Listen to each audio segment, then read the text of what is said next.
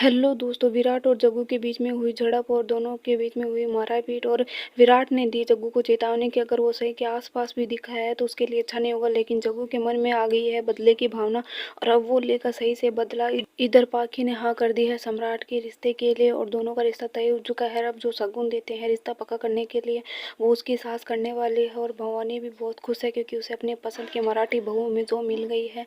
और इसीलिए यहाँ पर सब लोग पहले तो पाखी को गले लग करके बधाइयाँ देते हैं, लेकिन पाखी है इस रिश्ते से खुश नहीं होती है। सब लोग रस्म शुरू करते हैं और पाखी को कपड़े और जो गहने वगैरह वो देने होते हैं वो करते हैं और उसका तिलक करते हैं। लेकिन पाखी तो एकदम चुपचाप बैठी हुई होती है विराट की यादों में।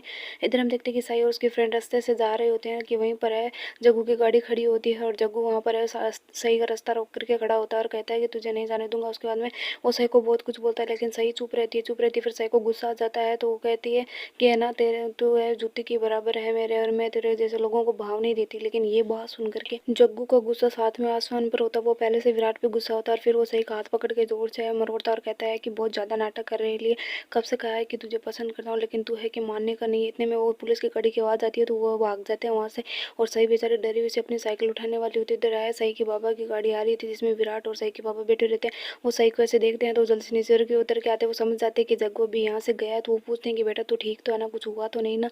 लेकिन सही इतना गुस्से में होती है तो वो विराट पे चिल्लाती है, कहती है कि ये सब आज आपकी वजह से हो रहा, नहीं तो आज तक मैं और मेरे पापा यहाँ से चले गए होते।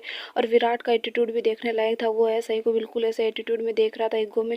फिर इधर सही के बाबा है विराट के सामने सही को डांट करके भगा देते हैं तो सही वहाँ से साइकिल लेकर के चली जाती है बिना अपने बाबा से बात किए। फिर उसके बाबा है उससे माफ़ी मांग लेते हैं। इधर हम देखते हैं कि भवानी है जो अपनी जो देवरानी होती है उसको ताना मार रही थी क्योंकि उसकी बहू बड़ी मॉडर्न थी, करिश्मा जो कि है उसका बेटा है, लव मैरिज करके पसंद करके लेके आया था।